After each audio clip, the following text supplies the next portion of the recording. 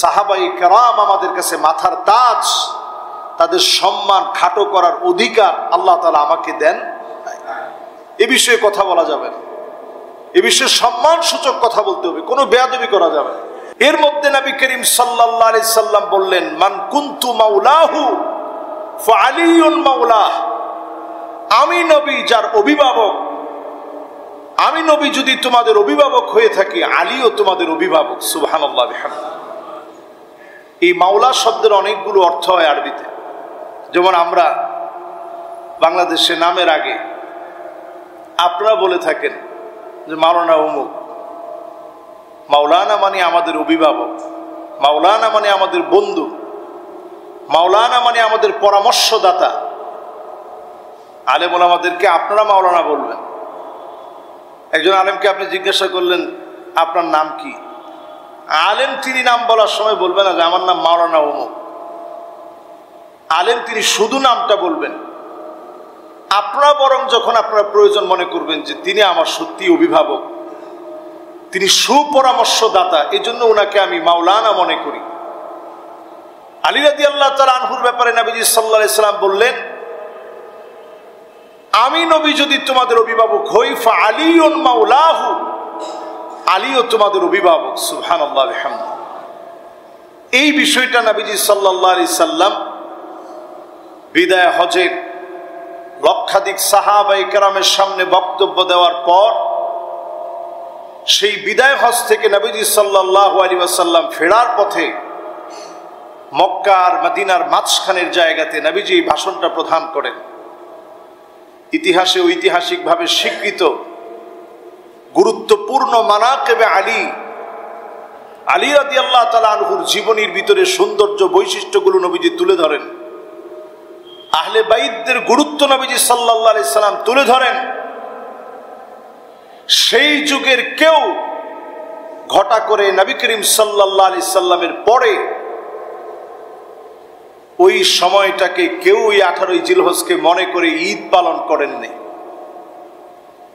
শিয়ারা সর্বপ্রথম দাবি তোলে যেহেতু নবীজি সাল্লাল্লাহু আলাইহি সাল্লাম বলেছেন, মান কুনতু মাওলাহু ফাআলিয়ুন মাওলাহ, আমি নবী যদি তোমাদের অভিভাবক হয়ে থাকি, আমি যদি তোমাদের পরামর্শদাতা হয়ে থাকি, বন্ধু হয়ে থাকি, ফাআলিয়ুন মাওলাহু, আলীও তোমাদের বন্ধু, পরামর্শদাতা, তোমাদের অভিভাবক হিসেবে আলী রাদিয়াল্লাহু তাআলা আনহুর নামটা নবীজি বললেন। এইখানে শিয়ারা বিভ্রান্ত হয়েছে। তারা এই হাদিসটাকে এনে দাবি করেছে যে আলী রাদিয়াল্লাহু তাআলা আনহু সর্বপ্রথম খলিফা হবে। এটা নবীজি সাল্লাল্লাহু আলাইহি সাল্লাম ওইখানে পরিষ্কার করেছেন। যদি বিষয়টা এমনই হতো, নবীজি সাল্লাল্লাহু আলাইহি সাল্লাম চলে যাওয়ার পর সাহাবায়ে কেরামের মধ্য থেকে কোন একজন সাহাবী এই বিষয়ে বলে নাই যে গাদিরে খুমে নবীজি বক্তব্য দিয়েছিলেন, এই বক্তব্যের কারণে হযরতে আলীকেই প্রথম খলিফা বানাতে হবে। এই কথা একজন সাহাবীও বলেনি। নবী পরিবার থেকে এই কথা দাবি করা হয়নি। আলী রাদিয়াল্লাহু তাআলা আনহু নিজেও কোনোদিন দাবি করে নাই। এই দাবিটাকে কেন্দ্র করে একটা সময় শিয়ারা এত বেশি আপত্তিকর বক্তব্য দিয়েছে, আবু বকর রাদিয়াল্লাহু তাআলা আনহুকে তারা গালিগালাজ করে, ওমরে ফারুক রাদিয়াল্লাহু তাআলা আনহুকে গালিগালাজ করে, ওসমান রাদিয়াল্লাহু তাআলা আনহুকে গালিগালাজ করে, হাফসা রাদিয়াল্লাহু তাআলা আনহা আম্মা জানকে গালিগালাজ করে, আম্মা জান আয়েশা সিদ্দিকা রাদিয়াল্লাহু তাআলা আনহাকে গালিগালাজ করে। আপনি একজন সাহাবীকে যদি আপনি গালি দেন, আপনার ঈমান ত্রুটিপূর্ণ হয়ে যাবে। জামাআ মিনাস সাহাবা, সাহাবীদের কিবার কিবার সাহাবী যারা ঈমানের নমুনা, তাদেরকে গাদিরে খুম পালন করা লোকগুলো এখন গালি দিচ্ছে। আমাদের বাংলাদেশে পর্যন্ত ঢাকা আলিয়া মাদ্রাসার প্রিন্সিপাল, উনি পর্যন্ত একটা সেমিনারে গিয়েছে, ঈদে গাদিরে খুমের এরকম একটা সেমিনার। সেই সেমিনারে গিয়ে তিনি বক্তব্যের মধ্যে বলছে যে ওই পণ্ডিতেরা, পণ্ডিত বলে আবু বকর ওমর রাদিয়াল্লাহু তাআলা আনহুকে এমন নেককারজনক নবীজি সাল্লাল্লাহু আলাইহি সাল্লামের এত সম্মানিত সাহাবীদেরকে ছোট করে কথা বলার কারণে ইমানটা ত্রুটিপূর্ণ হয়ে গেছে, ঠিক কিনা বলে? এরপরে তিনি এসে ক্ষমা চাইছে, বলছে যে আমার একটু ভুল হয়েছে, আমার শব্দ চয়নগুলো সুন্দর হয়নি, আপনি কার শানে কথা বলেন। আবু বকর ওমর রাদিয়াল্লাহু তাআলা আনহু তো সেই সাহাবী, যেই সাহাবীদের মধ্যে আবু বকর ওমর রাদিয়াল্লাহু তাআলা আনহুর হৃদয়ে আলী রাদিয়াল্লাহু তাআলা আনহুর জন্য কি পরিমাণ মহব্বত ছিল। ভরা মজলিসে আবু বকর রাদিয়াল্লাহু তাআলা আনহু মানাকিবে আলী, আলীর দাম কত বেশি বর্ণনা করেছেন। আলী রাদিয়াল্লাহু তাআলা আনহু দাঁড়িয়ে কান্না শুরু করছেন। আলী রাদিয়াল্লাহু তাআলা আনহু দাঁড়িয়ে হযরত আবু বকরের দাম আর সম্মান নিয়ে কথা বলছেন। বলছেন আমি ছিলাম 11 বছরের যুবক, ইসলাম যখন মাত্র দাওয়াত শুরু করেছে, নবীজি যখন প্রথম দাওয়াত দেওয়া শুরু করেছে, একা একা তিনি বাইতুল্লাহর সামনে নামাজ পড়ছেন। কাফেররা জামা ধরে যখন উঁচা করে ফেলছে, আল্লাহ রাসূল সাল্লাল্লাহু আলাইহি সাল্লামের শ্বাস বন্ধ হয়ে যাচ্ছিল। সেই কঠিন মুহূর্তে হযরত আলী বলছেন আমি তাকিয়েছিলাম, 11 বছরের যুবক, আমি কিছুই করতে পারি নাই। ঠিক সেই সময় আমি নজর করলাম হযরতে আবু বকর দৌড়ে এসে নবীজি সাল্লাল্লাহু আলাইহি ওয়াসাল্লামকে কাফেরদের কাছ থেকে ছাড়িয়ে নিলেন। যেই জায়গাতে আজকে আমরা তাওয়াফ করি, সেই জায়গাতে হযরত আবু বকরের চোখে এমন ভাবে আঘাত করা হয়েছে, দুইটা চোখ থেকে পানির পরিবর্তে ঝরঝর করে রক্ত পড়তেছিল। টপ টপ করে ওই তাওয়াফের জায়গার মধ্যে রক্তগুলো পড়েছে, দুইটা চোখ ফুলে গেছে। জ্ঞান হারিয়ে ফেলেছেন হযরতে আবু বকর। জ্ঞান ফেরার পরে জিজ্ঞাসা করতেছেন আমার নবী কেমন আছে, আমার নবীর শরীরটা কেমন। যে আবু বকর দিল থেকে নবীজিকে এত বেশি মহব্বত করতেন, ঘরে চলে গেছেন। ফাতেমা রাদিয়াল্লাহু তাআলা আনহাকে নবীজি পাঠিয়েছেন, ফাতেমা আমার আবু বকরের একটু খবর নিয়ে আসো, আবু বকর কেমন আছে। যখন ফাতেমা রাদিয়াল্লাহু তাআলা আনহু, ফাতেমা রাদিয়াল্লাহু তাআলা আনহা যখন গেলেন, যাওয়ার সঙ্গে সঙ্গে আবু বকর দেখি জিজ্ঞাসা করলেন, নিজের শরীরের খবর নাই, জিজ্ঞাসা করছেন আমার নবী কেমন আছে, আমার নবীর শরীরটা কেমন। যেই মাত্র শুনেছে নবীর শরীরটা এখন সুস্থ, নবীজি ভালোই আছেন, একটা দৌড় মেরে নবীজির ঘর পর্যন্ত হযরতে আবু বকর চলে গেছে। সুবহানাল্লাহ। মনের এই নিরেট মহাব্বত, এত বেশি মহাব্বত ছিল। গারে সূরে যখন উঠেছেন, নবীজি সাল্লাল্লাহু আলাইহি ওয়াসাল্লামের সাথে উঠছেন। চিন্তা করেন 53 থেকে 55 বছর বয়স ওনার। এই বয়সে মানুষ স্বাভাবিকভাবে এত লম্বা পাহাড় পাড়ি দেয়া, আমি নিজে যখন গেছি গারে সূরে উঠতে গিয়ে কয়েকবার আমার কাছে মনে হচ্ছিল আমি জ্ঞান হারিয়ে ফেলব। আর নবীজি সাল্লাল্লাহু আলাইহি সাল্লাম আর আবু বকর যখন উঠলেন, উঠার পর আবু বকর প্রথমেই বললেন, নবী আপনি একটু আমাকে আগে গুহার ভিতরে ঢুকতে দেন, তারপরে আপনি ঢুকবেন। বলেন আল্লাহু আকবার। প্রথমে নিজে ঢুকলেন, ঢোকার পরে ভিতরের অবস্থা পর্যবেক্ষণ করলেন। মনের ওইখান থেকে একটা ইচ্ছা ছিল, আল্লাহ যদি কোনো ক্ষতি হওয়ার থাকে, কোনো সাপ অথবা বিচ্ছু থাকে, আমি আবু বকরকে যেন ধ্বংসন করে, পেয়ারা হাবিবকে যেন কোনো সাপ বিচ্ছু দংশন করতে না পারে। আল্লাহু আকবার। কি মহাব্বত ছিল হৃদয়ে। আবু বকর রাদিয়াল্লাহু তাআলা আনহু প্রবেশ করলেন, দেখে এসে বললেন, নবীজি এবার আপনি ঢুকেন। আবু বকর রাদিয়াল্লাহু তাআলা আনহু নবীজিকে এবার প্রবেশ করে দুইটা পাকে আসন বানিয়ে দিয়ে নবীজির ঘুমের ব্যবস্থা করে দিলেন। নবীজি আপনি একটু রেস্ট নেন। আল্লাহ রাসূল সাল্লাল্লাহু আলাইহি সাল্লাম একটু রেস্ট নিচ্ছেন। আবু বকর একটা দৃষ্টিতে, দুইটা নয়নে আল্লাহর হাবিবের চেহারার সৌন্দর্যের দিকে তাকিয়েছিলেন, আর চোখের পানিগুলা টপ টপ করে ছাড়তেছিলেন। নবীজি যখন ঘুম থেকে জাগ্রত হলেন, আল্লাহর হাবিব বললেন, আল্লাহুম্মা জাআল আবা বকর মাই ফিল জান্নাহ, আল্লাহ যে আবু বকর আমাকে এত মহব্বত করে, আল্লাহ তাকে তুমি আমার সঙ্গে, আল্লাহ তোমার জান্নাতের মালিক তুমি বানায় দিও। সুবহানাল্লাহ। যে আবু বকর রাদিয়াল্লাহু তাআলা আনহুর দাম এত বেশি, আপনি সে আবু বকর রাদিয়াল্লাহু তাআলা আনহুর শান খাটো করে একটা জবানে যদি কথা বলেন, ঈমান নষ্ট হয়ে যাবে। ঈমানের নমুনা হচ্ছে সাহাবায়ে কেরাম।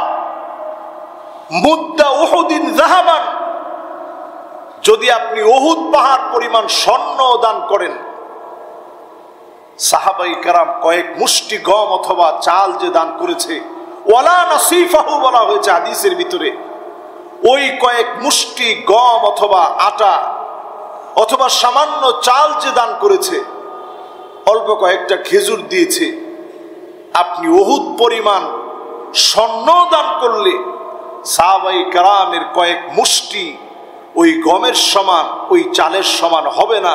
এত দাম সাহাবায়ে কেরামকে আল্লাহ তাআলা দান করেছে। আল্লাহু আকবার। বদরে যে সমস্ত সাহাবায়ে কেরাম বদরের মধ্যে যুদ্ধ করলেন, নবীজির সঙ্গে ছিলেন, সে সাহাবায়ে কেরামের শানে নবীজি সাল্লাল্লাহু আলাইহি সাল্লাম বললেন, ই'মালু মা শি'তুম, যা মনে চায় তোমরা করো, আল্লাহ রাব্বুল আলামিন তোমাদেরকে মাফ করে দিয়েছে। সুবহানাল্লাহ। যে সাহাবীদের এত দাম, এত সম্মান, এত মর্যাদা আল্লাহ রাব্বুল আলামিন দিয়েছেন। রাদিয়াল্লাহু আনহুম ওয়া রাদু আন, সাহাবায়ে কেরামের উপরে আল্লাহ রাব্বুল আলামিন সন্তুষ্ট হয়ে গেছেন, আল্লাহ রাব্বুল আলামিন খুশি হয়ে গেছেন। সেই সাহাবায়ে কেরামের মধ্য থেকে সুকৌশলে কিবার সাহাবায়ে কেরামের সমালোচনা করা হয়। কখনো কখনো দেখবেন মুআবিয়া রাদিয়াল্লাহু তাআলা আনহুর সমালোচনা করা হয়। এই গোষ্ঠী মুআবিয়া রাদিয়াল্লাহু তাআলা আনহুর সমালোচনা করে, মুআবিয়া রাদিয়াল্লাহু তাআলা আনহুকে নিয়ে নানা রকম কথা বলে। একটাবার যদি আপনি চিন্তা করেন যে মুআবিয়া রাদিয়াল্লাহু তাআলা আনহুকে নিয়ে কথা বললে তাদের লাভটা কোন জায়গায়? তাদের লাভটা এই জায়গায়, ইহুদিদের চক্রান্ত হচ্ছে কোরআনকে মিথ্যা প্রতিপন্ন করা। কোরআনকে মিথ্যা প্রতিপন্ন করার জন্য ডাইরেক্ট কোরআনকে মিথ্যা প্রতিপন্ন করতে পারবে না। কোরআনের কোনো তথ্য, কোনো একটি আয়াতের কোনো বক্তব্য অযৌক্তিক এই পর্যন্ত পৃথিবীর কেউ প্রমাণ করতে পারে না। একটা বক্তব্যকে অযৌক্তিক প্রমাণ করতে পৃথিবীর কেউ পারে না। এই কোরআনুল কারীমকে তাহলে কিভাবে মিথ্যা প্রতিপন্ন করবে? কাতেবে ওহী, যিনি ওহীকে লিখেছেন, মুআবিয়া রাদিয়াল্লাহু তাআলা আনহু তাদের মধ্যে একজন। সেই মুআবিয়া রাদিয়াল্লাহু তাআলা আনহুর চরিত্রকে যদি কলঙ্কিত করা যায়, তাহলে কোরআনকে তাদের দাবির পক্ষে আপত্তিজনক কোনো মন্তব্য কোরআনের ব্যাপারে তারা বলতে পারবে। এই দুঃসাহস দেখানোর জন্যই মুআবিয়া রাদিয়াল্লাহু তাআলা আনহু সমালোচনা করে। মুআবিয়া রাদিয়াল্লাহু তাআলা আনহু সেই সাহাবী যার ব্যাপারে নবীজি দোয়া করলেন, আল্লাহুম্মা আল্লিমহুল ইলমা ওয়াল হিকমা ওয়াল হিসাবা ওয়াকিহিল আযাব। আল্লাহ তুমি মুআবিয়ারে জ্ঞান দাও, আল্লাহ মুআবিয়াকে তুমি প্রজ্ঞা দান করো, আল্লাহ মুআবিয়াকে তুমি কোষাগার, হিসাব, ব্যাংকিং ব্যবস্থার উপরে সেই সময়ে অর্থনৈতিক সমৃদ্ধি লাভের জন্য যে জ্ঞান দরকার, এই জ্ঞান আল্লাহ তুমি মুআবিয়ারে দান করো। ওয়াকিহিল আযাব, জাহান্নামের আযাব থেকে, আগুন থেকে, আল্লাহ তোমার ভয়াবহতা থেকে মুআবিয়াকে আল্লাহ তুমি হেফাজত করো। বলেন আল্লাহুম্মা আমিন। নবীজি সাল্লাল্লাহু আলাইহি সাল্লাম দোয়া করলেন। নবীজি যে দোয়া করছে, এই দোয়া কবুল করেন কে? আল্লাহ। ওয়ালিকুল্লি নাবিয়্যিন দাওয়াতুম মুস্তাজাবাহ, সব নবীরা দোয়া করলে দোয়া কবুল হয়। তো মুআবিয়া রাদিয়াল্লাহু তাআলা আনহুর জন্য দোয়া করে গেলেন নবী করিম সাল্লাল্লাহু আলাইহি সাল্লাম। আজকে যারা মুআবিয়া রাদিয়াল্লাহু তাআলা আনহুর ব্যাপারে কথা বলবেন, আপনারা আপনাদের ঈমানের ঘাটতির প্রমাণ দিলেন। আবু বকর রাদিয়াল্লাহু তাআলা আনহুকে নিয়ে কথা বলবেন, ঈমান নষ্ট হওয়ার দাবি করলেন। ওমরে ফারুক রাদিয়াল্লাহু তাআলা আনহুকে নিয়ে কথা বললেন, ঈমান নষ্ট হওয়ার দাবি করলেন। সাহাবাই কেরামের কোন একজন সাহাবীকে গালি দেওয়ার কোনো সুযোগ নেই। মান কাতালা নবী মান সাব্বা নবিয়ান ফাকতুলহু, যে নবীকে গালি দিবে তাকে ইসলামী শরিয়া স্ট্রেট যদি কায়েম হয়, তার শাস্তিটা এত বড় শাস্তি। ফাকতুলহু, তার শাস্তি হচ্ছে তাকে যেন কতল করা হয়, হত্যা করা হয়। ওমান সাব্বা আসহাবি, নবীজি সাল্লাল্লাহু আলাইহি ওয়াসাল্লামের সাহাবায়ে কেরামকে যদি কেউ গালি দেয়, জুলিদ, তাকে যেন বেত্রাঘাত করা হয়। নবীজি সাল্লাল্লাহু আলাইহি ওয়াসাল্লামের সাহাবায়ে কেরাম হচ্ছে ঈমানের নমুনা। সাহাবায়ে কেরামকে গালি দিলে ঈমান থাকে না। সম্মানিত হাজিরিন, এই পুরো কথাগুলো থেকে আজকে আপনাদেরকে যে বিষয়টি পরিষ্কার করতে চাই, নতুন করে ঈদে গাদিরে খুম নাম দিয়ে আপনি খুব বড় আশিক হয়ে গেলেন, সাহাবায়ে কেরামের সমালোচনা করলেন, নিজেদেরকে আপনি সুন্নি মনে করলেন আপনি অনেক বড় আহলে বাইত প্রেমিক। এতক্ষণ ধরে আমি যে কথাগুলো বললাম, এর দ্বারা বোঝা যায় সাহাবায়ে কেরামের কোন একজন সাহাবীর ব্যাপারে কোনরূপ বাজে মন্তব্য করার কোনো সুযোগ আমি মুসলমান যদি হয়ে থাকি, আমার কোনরূপ সুযোগ ইসলাম আমাকে প্রদান করেনি। ঠিক কিনা বলে? এই জন্য সাহাবায়ে কেরামকে দিল থেকে ভালোবাসেন। আমি আপনি ইসলামের জন্য কি অবদান রেখেছি, সাহাবায়ে কেরাম সব উজাড় করে দিয়েছে, কিছুই নেন নাই, সব উজাড় করে দিয়েছে। খলিফাতুল মুসলিমিন আবু বকর রাদিয়াল্লাহু তাআলা আনহু সাধারণ জীবন যাপন করে গেছেন। ওমরে ফারুক রাদিয়াল্লাহু তাআলা আনহু সাধারণ জীবন যাপন করে গেছেন। ওসমান রাদিয়াল্লাহু তাআলা আনহু এত সম্পদ ইসলামের রাহে সব দান করছেন। যেখানে যেথায় যত প্রয়োজন আসছে সব উজাড় করে দিয়েছেন। ইসলাম আজ আমরা পেয়েছি তাদের অবদানের কারণে। নবীজি সাল্লাল্লাহু আলাইহি সাল্লাম বিদায় হজের ভাষণে যখন ভাষণ দিলেন, এই ভাষণের পরে বাল্লিগু আন্নি ওয়ালাউ আয়াহ, একটা বাণী হলেও যেন ছড়িয়ে দেওয়া হয়। ফালইউবাল্লিগ মিনকুম, তোমাদের মধ্য থেকে যেন ছড়িয়ে দেয়। আর শাহিদ, যেই লোকটা এখানে উপস্থিত হয়েছে সেজন্য ছড়িয়ে দেয়। আল গাইবা, যারা অনুপস্থিত আছে তাদের কাছে যেন ছড়িয়ে দেয়। যে যার মতো সেখান থেকে ছুটে বেরিয়েছেন, ঘোড়া যত দূর পর্যন্ত গিয়েছে দিনের কাজের জন্য বের হয়ে পড়েছেন, দাওয়াত দিয়েছেন। এই দাওয়াতের বদলতে আজকে আমরা দিন পেয়েছি, আজকে আমরা কালেমা পড়ে মুসলমান হয়েছি। সাহাবায়ে কেরামের আত্মত্যাগ আর কোরবানির কারণে দিন পেলাম। দিন হলো সাহাবায়ে কেরামের আত্মত্যাগ আর কোরবানির ফসল। সেই একজন সাহাবীর সমালোচনা যদি আপনি করেন, ইমানের নমুনার সমালোচনা করলেন। মাআযাল্লাহ, সাহাবায়ে কেরামের সমালোচনা করে কেউ শিয়া হইছে, সাহাবায়ে কেরামের সমালোচনা করে কেউ রাফিজি হয়েছে, সাহাবায়ে কেরামের সমালোচনা করে খারিজি হয়েছে, আর সাহাবায়ে কেরামকে ভালোবেসে প্রকৃত পক্ষের মুমিন মুসলমান হয়েছে। পড়েন আল্লাহু আকবার। প্রত্যেকটা ক্ষেত্রে দেখা কোন কাজটা সাহাবায়ে কেরাম কিভাবে করেছেন।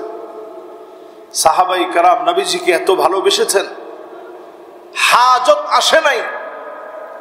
নবীজি সফরে গিয়েছেন, ওই জায়গাতে নবীজি হাজত সেরেছেন, হাজত আসে নাই। ওই জায়গায় সাহাবী বসে পড়ছে। আব্দুল্লাহ বিন ওমর রাদিয়াল্লাহু তাআলা আনহু ওই জায়গায় বসে পড়ছেন।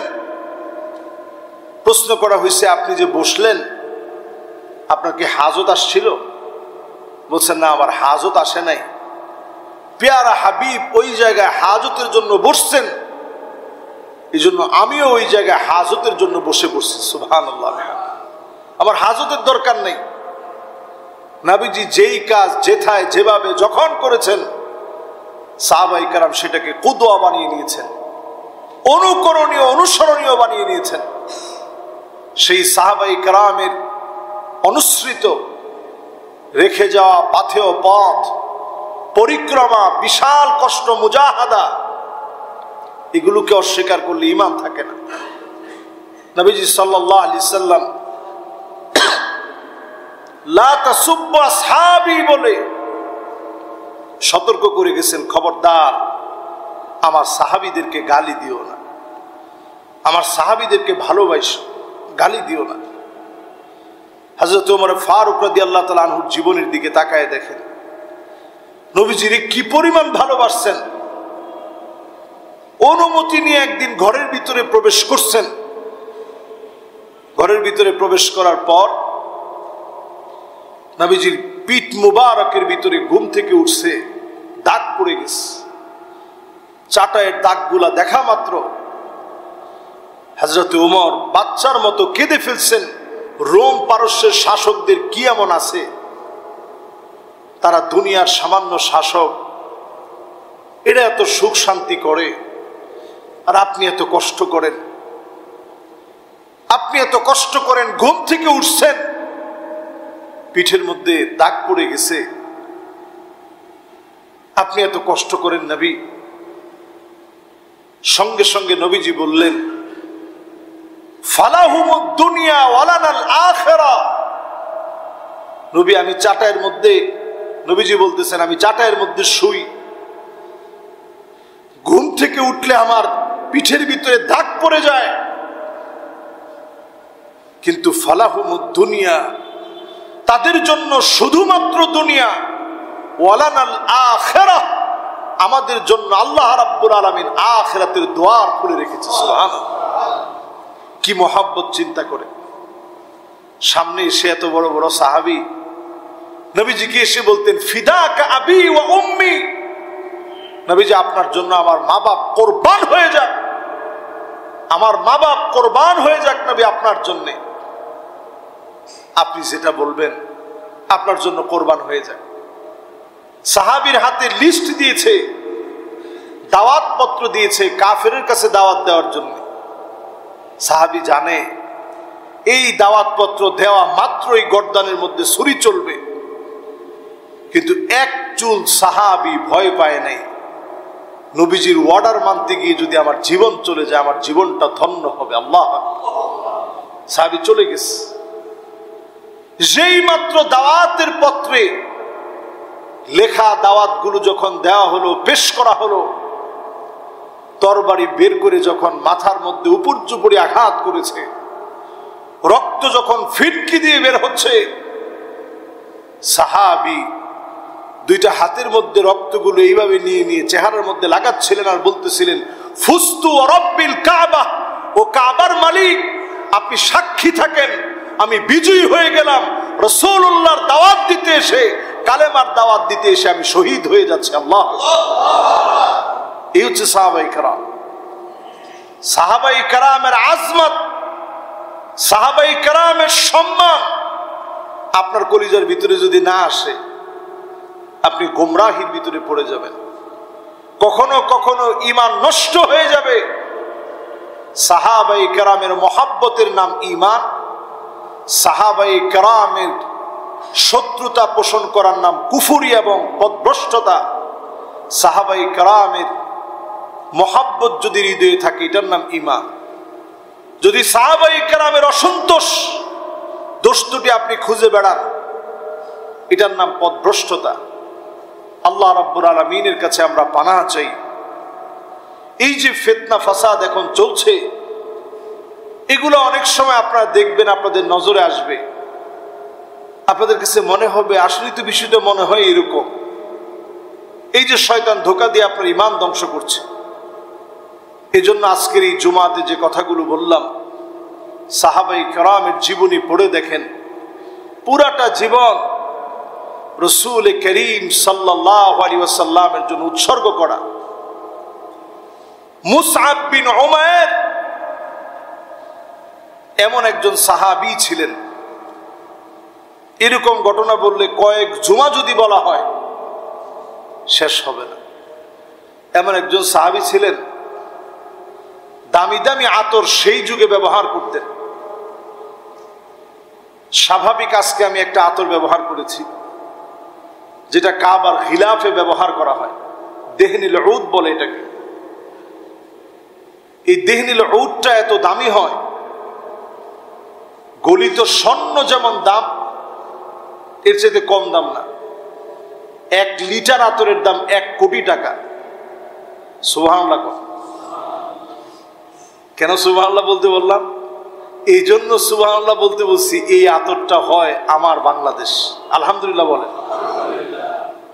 আরব দেশে গেলে দেখবেন হাজরে আসওয়াদের ভিতরে প্রতিদিন নামাজের সময় নির্দিষ্ট ব্যক্তিদেরকে দায়িত্ব দেওয়া থাকে, তারা দেখবেন কালো একটা আতর ব্যবহার করে। আপনারা নিশ্চয়ই যারা গিয়েছেন দেখেছেন, যারা যান নাই তারাও হয়তো ভিডিওতে আপনারা দেখছেন কাবার গিলাফের ভিতরে আতরটা ব্যবহার করা হয়, হাজরে আসওয়াদে ব্যবহার করা হয়, মুলতাজামের ভিতরে একটু লাগিয়ে দেওয়া হয়, রুকনে আমানিতে একটু ব্যবহার করা হয়, কাবার দরজার ভিতরে ব্যবহার করা হয়। ওইখানে গিয়ে যখন মানুষ স্পর্শ করে কি সুন্দর একটা ফ্লেভার, সাথে সাথে যেন হৃদয়টা ছুঁয়ে যায়। এই যে আতরটা, এই দেহনিল উদ, এটা আমাদের বাংলাদেশের একটা বড় সম্পদ। এটার যে কাঠগুলো আছে, এই কাঠ বিক্রি হয় দুবাই, মিডল ইস্টে। 1 কেজি কাঠ যদি পারফেক্ট হয়, শাইনিং কাঠ যদি হয়, দেখতে খুব সুন্দর হয়, উজ্জ্বল হয়, 9 লক্ষ টাকা পর্যন্ত 1 কেজি শুধু কাঠের দাম। সুবহানাল্লাহ, চিন্তা করেন। এই যে আতরটার কথা বলছি, এটা বলতেছিলাম মুসআব বিন উমাইর রাদিয়াল্লাহু তাআলা আনহুর কথা বলতে গিয়ে। উনি এমন আতর ব্যবহার করতেন, রাস্তা দিয়ে গেলে লোকেরা বলতো যে এই পথ দিয়ে মুসআব হেঁটে গেছে। তিনি যখন ইসলাম গ্রহণ করছেন, মুসআব বিন উমাইরের ইসলাম গ্রহণের পরে কিছুই ছিল না, 1 টুকরা কাপড় ছাড়ার কিছু নেই। একটা টুকরা কাপড় নিয়ে ইসলামের দিকে আসছেন। সেই বুখারী, সেই মুসলিমে হাদিস আসছে, একটা কাপড় নিয়ে তিনি ইসলামের মধ্যে আসছেন। যেদিন উহুদের প্রান্তে শহীদ হয়ে গেছে, নবীজি 1 টুকরা কাপড় দিয়ে মাথা ঢাকলে পাটা বের হয়ে যায়, পা ঢাকলে মাথাটা বের হয়ে যায়। নবীজি সাল্লাল্লাহু আলাইহি সাল্লামের বড় মায়া লেগে গেছে। আল্লাহর নবী মাথাটাকে ঢেকে দিতে বললেন কাপড় দিয়ে, পাটাকে খোলা রাখা হয়েছে, ঢাকার মতো কোনো কাপড় পর্যন্ত ছিল না। যে মুসআব রাদিয়াল্লাহু তাআলা আনহু ইসলাম গ্রহণের আগে দামি পোশাক পরতেন, দামি পারফিউম ব্যবহার করতেন, দামি আতর ব্যবহার করতেন, সেই মুসআব বিন উমাইর ইসলাম গ্রহণ করে এতটা নিঃস্ব হয়ে গিয়েছিলেন, 1 টুকরা কাপড় ছাড়া কিছু নাই। আল্লাহর নবী বললেন, পাটা খালি রেখো না, ইদখির নামক কিছু ঘাস আছে, ওই ঘাসগুলা পায়ের মধ্যে দিয়ে দাও। মদিনার ওই ইদখির নামক ঘাসগুলো মুসআব বিন উমাইরের পায়ের মধ্যে দিয়ে দিয়েছে। 1 টুকরা কাপড় আনতে পারে নাই, একটা টুকরা কাপড় নিয়ে আসছে। আরেকটা কাপড় যে গায়ের মধ্যে জড়াবে এরকম কাপড় ছিল না, একটা কাপড় ইসলামের জন্য আসছে, আর কিচ্ছু পায় নাই, সব ইসলামের জন্য উজাড় করে দিয়েছে। সেই সাহাবায়ে কেরামের কোরবানিকে আপনি যদি প্রশ্নবিদ্ধ করেন, আপনি কশ্চিন কালেও মোমেন থাকতে পারেন না। এজন্য আল্লাহ পাকের কাছে তওবা করতে হবে। সাহাবায়ে কেরাম নিয়ে কোনো কথা নাই, এটা খাত্তুল আহমার, এটা রেড জোন। ইসলামের এই রেড জোনে যদি আপনি আপনার এই বিবেকহীন বিবেকটাকে যদি আপনি রেড জোনের মধ্যে নিয়ে কোনো কথা বলেন, ঈমান ধ্বংস হয়ে যাবে। আল্লাহর কাছে এই জন্য সাহাবায়ে কেরামের জন্য দোয়া করা, সাহাবায়ে কেরামের অনুসৃত পথ মেনে চলা, তাদের আত্মত্যাগ আর কোরবানি সব সময় আমাদের পঠনে কথনে বক্তব্যে আলোচনায় উঠে আসা। আল্লাহ তাআলা আমাদেরকে তৌফিক দান করুক, পড়ি আমিন। সম্মানিত মুসল্লিয়ানে কেরাম, আজকের এই পুরো জুমা জুড়ে সাহাবায়ে কেরামের আজমতের উপরে সৃষ্টীয় শিয়াদের দ্বারা গাদিরে খুম এখন বাংলাদেশে খুব ঘটা করে উদযাপন করা হচ্ছে। এই বিষয়টা থেকে আমাদের সতর্ক থাকা প্রয়োজন। এই বিষয়ে কথা বললাম। আল্লাহ রাব্বুল আলামিন আমাদেরকে বোঝার তৌফিক আল্লাহ তাআলা দান করুক, পড়ে না আমিন। আমি যদি কয়েক সেকেন্ডে একটা প্রশ্ন করি আপনাদেরকে, এই যে আজকে আমি আলোচনা করলাম, আপনাদের কাছে কি মনে হয় আমি আলী রাদিয়াল্লাহু তাআলা আনহুর বিরুদ্ধে একটা কথা বলছি? এটা কি আপনাদের কাছে মনে হয়? সবাই তো নাটা বললেন না। মনে হয় যে বিরুদ্ধে বলছি? আলী রাদিয়াল্লাহু তাআলা আনহুর প্রশংসায় শুরু থেকে আমি প্রশংসা করছি। এরকম যেন মনে না হয় যে আমি আলী রাদিয়াল্লাহু তাআলা আনহুর বিরুদ্ধে মনে হয় বলছি, আবু বকর ওমর রাদিয়াল্লাহু তাআলা আনহুর খুব পক্ষে বলছি, এরকম না। সাহাবায়ে কেরাম আমাদের কাছে মাথার তাজ, তাদের সম্মান খাটো করার অধিকার আল্লাহ তাআলা আমাকে দেন। এ বিষয়ে কথা বলা যাবে না, এ বিষয়ে সম্মান সূচক কথা বলতে হবে, কোনো বেয়াদবি করা যাবে না। আপনি যদি মনে করেন পণ্ডিতরা বসা ছিল, নাউযু বিল্লাহি মিন যালিক, আমি এই আলেমের বক্তব্য শুনে হতবাক হয়ে গেছি, লোক বলে কি। আবার আরেক ডক্টর সাহেব দেখলাম, সেও দেখলাম এরকম বক্তব্য দিচ্ছে। বর্তমানে ইরানের এম্বাসি থেকে প্রচুর পরিমাণ অর্থ ফান্ডিং করা হচ্ছে এই খাতে, মানুষকে কিভাবে শিয়া বানানো যায়। এই জন্য আমি বিগত 10 বছরের কোনোদিন গাদিরে খুম নিয়ে কথা বলিনি। আজকে একটা জুমার পুরা টপিকস লম্বা সময় শুধু এটা নিয়ে কথা বলছি, বোঝানোর জন্য। আলী রাদিয়াল্লাহু তাআলা আনহুর মহব্বত আমাদের কলিজায় আছে, আহলে বাইতের মহব্বত আমাদের কলিজায় আছে, এটার নাম ঈমান। কিন্তু সাহাবায়ে কেরামের মহব্বত কোনোভাবেই বাদ দেওয়ার কোনো সুযোগ নাই। আলোর পথে 24 24 ঘন্টা শুধু ইসলাম প্রচার।